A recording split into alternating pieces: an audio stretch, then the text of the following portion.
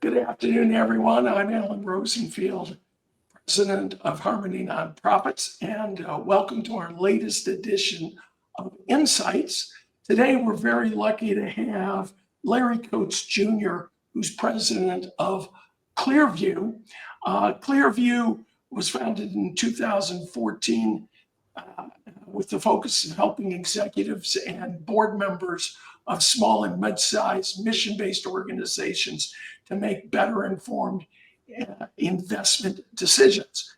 And with over 30 years of experience himself, Larry was on our side of the table, managed money for a long time, and is now on the other side. So the most appropriate thing I figured we could talk about today is finding an OCIO. And for those of you who aren't familiar with the term outsourced chief investment officer, we like to talk about it as the investment manager and advisor that works with mission-based organizations, because it's so much more than just managing the money. Now, Larry's going to talk to us about the ins and outs of RFPs and finding the right OCIO, mistakes people make, the things that they need to make sure they do.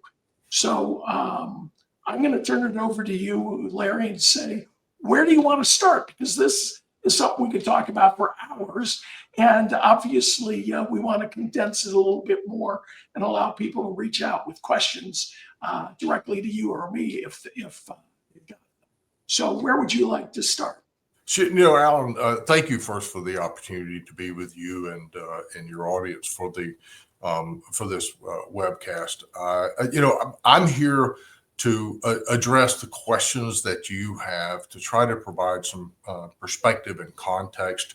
Our organization, the Clearview Fiduciary Alliance, is an interesting organization in that we track about 125 portfolios for 95 foundations, endowments, and not-for-profits from around the country each quarter.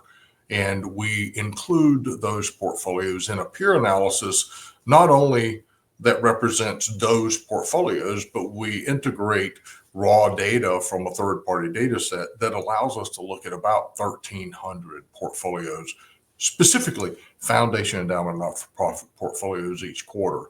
So that gives us some really interesting context, if you will, around what's going on in the, as you said, mission-based investment world. And when you marry that with the fact that for about the last 7.5 years, we've been assisting those types of organizations with RFPs for investment advisors, or OCIOs. And we've done about 75 of those so far. And we did 18 of them last year. So the pace of interest has accelerated pretty significantly in the last 3 or 4 years. So a lot of perspective and context. With that said, I mean, one of the obvious questions that folks ask is, why even have an advisor? And the obvious answers are, it depends on your governance and structure, the complexity of the portfolio, the experience and expertise of your investment committee and your staff. I often joke with folks that we try to take perpetual pools of capital and oversee them with a revolving door of decision makers. And we keep scratching our heads trying to figure out why this isn't working out the way we thought it would. So, and as you kind of go down that path and you make the decision to have an advisor, the next question is, what type of advisor? A non-discretionary kind of advisory or consulting relationship versus an OCIO that has some discretion and responsibility for implementing the portfolio. One of the most important things, and we can talk about policy later, but the investment policy is critical in that it allows us to make sure that we are aligning responsibility, authority, and accountability.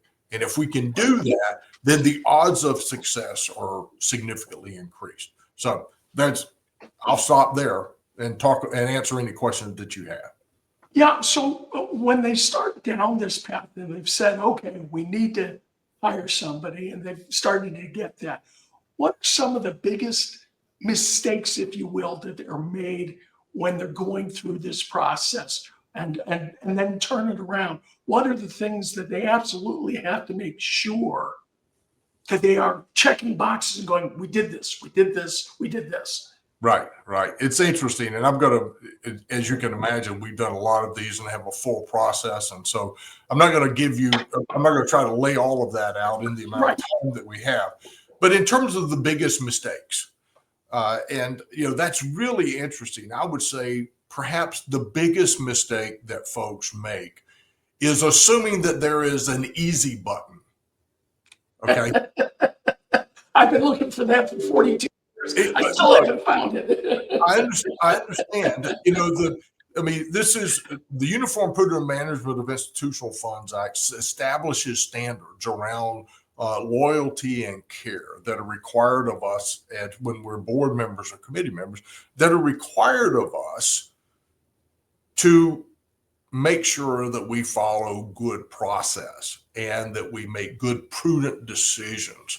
So not committing to the work that is necessary to make a good, informed decision, I would say, is perhaps one of the biggest mistakes that we see.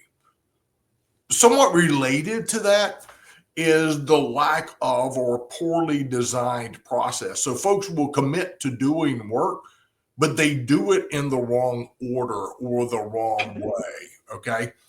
An interesting, just a quick story. So if you go back 30 years, the way nonprofit boards, particularly small and mid-sized organizations, the way they went through the process of conducting an RFP is the committee would sit around the room and say, okay, it's time for it to do an RFP.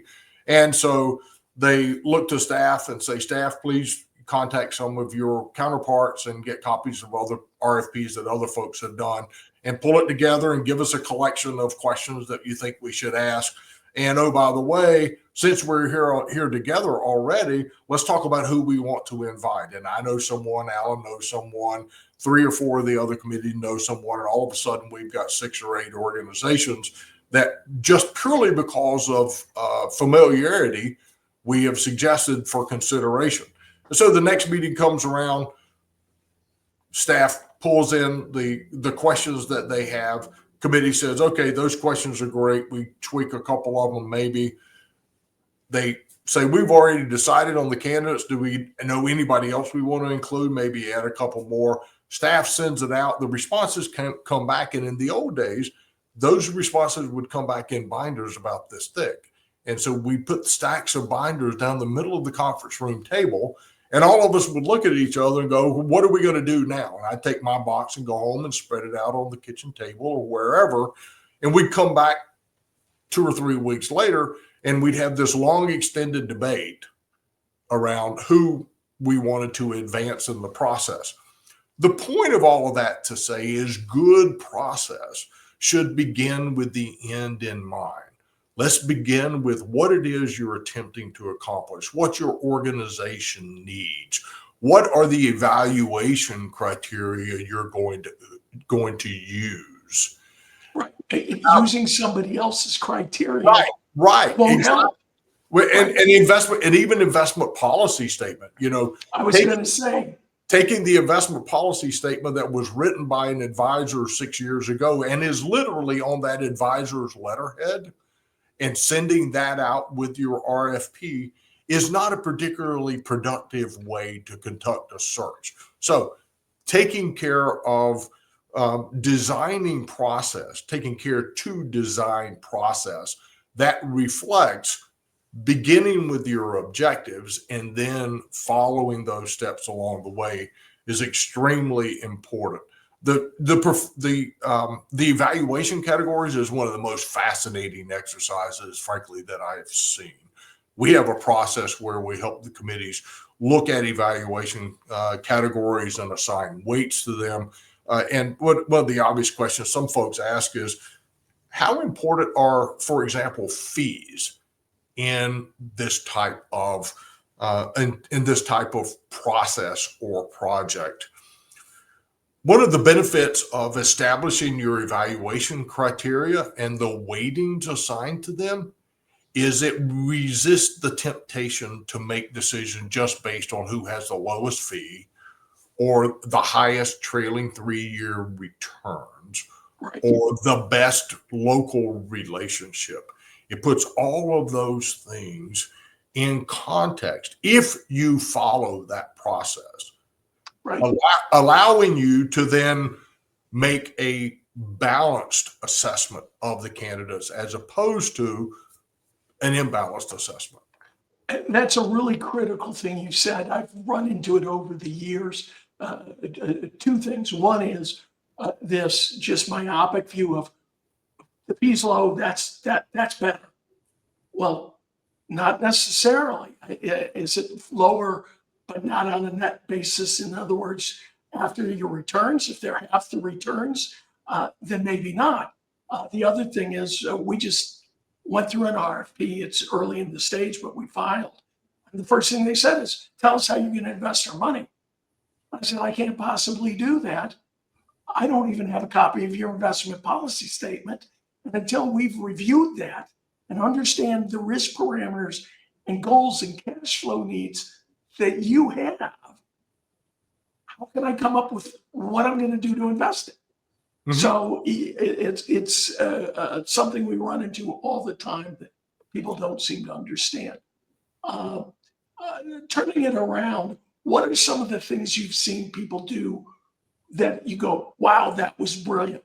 Absolutely, that needs to be a step in there. Obviously, you've hit the biggest one is understanding what you're trying to accomplish and then weighting all the pieces that really matter. But are there other things in there that Yeah, run into your experience? it's an excellent question, Alan. We have over 7.5 years really attempted to be deliberate in learning from each RFP that we conduct to improve process. And I can tell you some of the things that I believe have made RFP the RFP processes more productive and frankly more successful. The first is we conduct a full governance review of the organization, review investment policy, bylaws. You would be amazed at the number of times that we review an investment policy statement and then the audited financial statements of an organization, and the footnotes in the audited financial statements are completely different than the guidance that's in the IPS. In other words, the IPS says one thing, the auditors say something completely different. And oh, by the way, if you go look at what the advisor is implementing in the portfolio or what the committee is implementing in the portfolio, it oftentimes will be different, not always significant, but it'll be different than what's in the investment policy as well. So the first thing that we do is make sure we get all of this stuff on the same page. Let's make sure we get everything aligned so that when we go down this path, to your point of your recent experience, when we go down this path and say, we want you to tell us how you might manage our money or invest our money, we're able to give you enough information for you to make an informed assessment about that proposal. If that happens, then it makes it easier for us to compare your view to your competitor's view of how you would manage the portfolio. So all of that work up front around a governance review. The other thing that we do early on is we survey the committee members around their priorities and preferences. Everything from asset classes to service levels, those evaluation categories that I mentioned earlier and the weightings of those. But we survey the committee early on and bring them into the process, attempting to understand them and what it is they're trying to accomplish. If you do that work up front, then selecting candidates and issuing the RFP is relatively straightforward. The next place where I would tell you folks do it really well and it makes a difference is in reviewing the proposals. Many committees will say to you, well, I don't want to review the proposals. Let's have staff or the folks at Clearview just prepare a summary for us and recommend 3 that they think we should interview. From our standpoint, that's really, frankly, a non-starter. And we don't engage with organization or do that. And here's the reason. One is those committee members have a fiduciary responsibility. to make an informed decision in terms of who they recommend, typically to their board for approval as the investment advisor. So one, they've got a fiduciary responsibility to be informed. Secondly, and very importantly, the process, if you begin with what we're trying to accomplish and work through a season of due diligence, which includes that reviewing of the proposals, it puts you in a position of continuous learning or iterative learning, if you will, so that when you get to the point of interviewing two or three or four firms, you have everyone that's in the room from the committee standpoint has had the opportunity to have the same understanding. They all come to the table not asking questions, basic questions, but being able to focus on how that advisor will fit with that organization with that committee. As a result, what happens is that of the 75 RFPs that we've done, over 97% of them, the committees have been able to make a decision within an hour and a half after the completion of the interviews. Okay. That's impressive. So but it's all contingent upon doing the work and, to my point earlier, following good process and avoiding the temptation to press the easy button or to look for the easy button. Yeah, if you start out and then you stop halfway through, you didn't solve your problem. Right. Critical. And I think the other thing to point out to people is, while you don't go through an RFP process every year, hopefully, what you do need to be doing with your advisor is reviewing things like the investment policy statement. Has anything changed? Is there a reason it should change? Is, in fact, what they're supposed to be doing what they're doing? If they aren't, there better be a good reason as to why. It gives you a blueprint to say, they said they're going to do this. We told them we wanted this. Is that what we're getting or not? And if we're getting it and it's not the right thing, okay, great. We know what we want to adjust. But if we're not getting it, it should be a major red flag going off. Oh, absolutely. Anecdotally, I'll share something with you. So I mentioned we survey the committee members, and we've been doing this. We've done 75 RFPs, but we didn't start conducting the surveys until about number 11 or 12. So we've surveyed 60 some committees.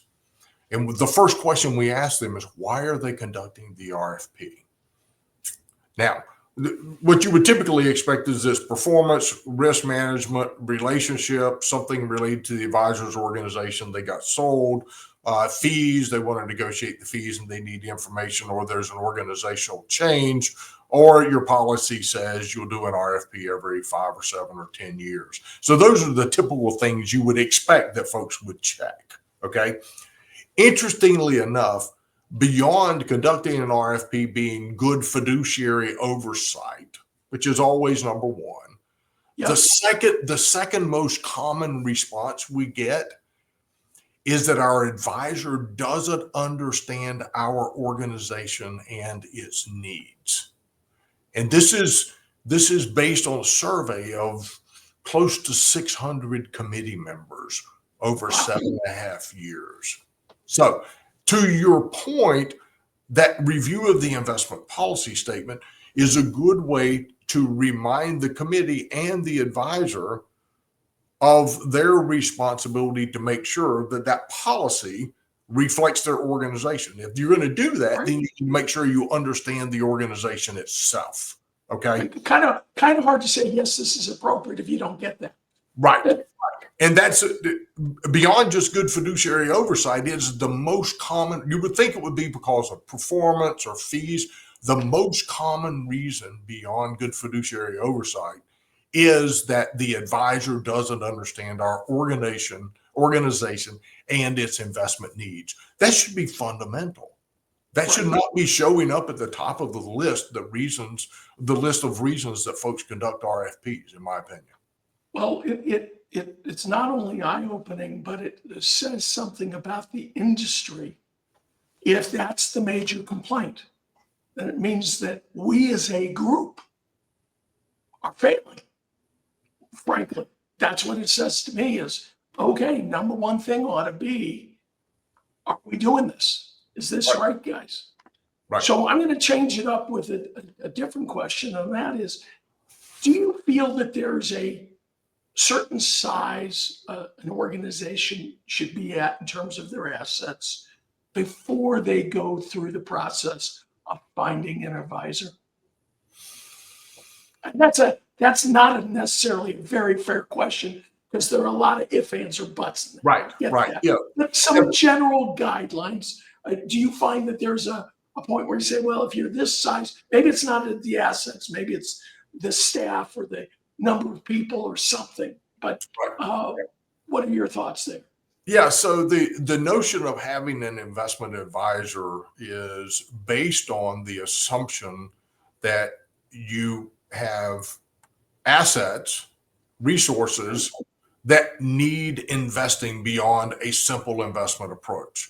So once you go from having just an operating reserve to having endowed funds or board designated endowments, once you move toward having long-term assets, okay, and dependent upon the staff expertise that you have and the board and committee expertise that you have, those things will inform when you should go down that path. Okay. Particularly as you receive kind of if you think about it, if you look for one trigger is if you've got permanently endowed donor assets, okay, you by definition then in all but one or two of the states, you are subject to UPMIFA, okay? So there is a higher standard that comes into play. When that happens, when you reach that threshold, you should at least begin to think about whether or not having an advisor makes sense. And then once you make that decision, the next question is, how will we select an advisor and what process should we follow? Is that helpful for you? Yeah, absolutely. And I think you hit on something else. A lot of smaller groups, these are not experts. This is a passion, but it's not necessarily what they're doing full time even. Right. And what they don't realize is there's a fiduciary responsibility here. Their necks are on the line. I've always said that if I'm going to be on a board, it's only going to be if they've taken it seriously enough. They're paying attention to the consequences. Because I can't afford to have my neck chopped off because somebody was, just didn't care enough. Right, right. So it's a big deal. I really want to thank you for the time, Larry. This has been great. Do you have any last thoughts before we sign off? Yeah, I would, the only couple of comments I would share with you is, or would be that, we've spent a lot of time. One of our primary goals is education. So we've written several white papers. One is an RFP primer that we can make available. It's at our website, but you can make available to your viewers as well. We wrote a 4-part series of white papers on investment policy statements. So it started out as one paper, then 2 papers, and now it's a 4-part series. But it's a pretty in-depth look at kind of the factors that an organization should consider in conducting an RFP. The last point that you made about in preparing the investment policy statement, not conducting an RFP. The last point that you made about making sure that the board members and the committee members understand their fiduciary responsibility is one that's just truly fascinating, in that when a board or committee member comes to an investment meeting, in many cases, it is only their personal investment experience that they bring to that table. Not acknowledging the implicit biases that are reflected in the journey that we've traveled to get to this point would be back in that category of some of the biggest mistakes that I have seen from individual committee members. So thank you for that. People, anybody watching, I'm going to, at the end of this, put up Larry's contact information as well as our own. You can reach out to either of us if you have additional questions or if you'd like copies of the white paper. And I'll say it before anybody else does. Is there an executive summary so I have to read the whole thing? Just kidding. Larry, once again, thank you. Been very helpful, very valuable. I hope everybody here watching has found this valuable. Please reach out to us by either phone or email if you have comments or questions. We look forward to hearing from you. Thanks for listening. Thank you.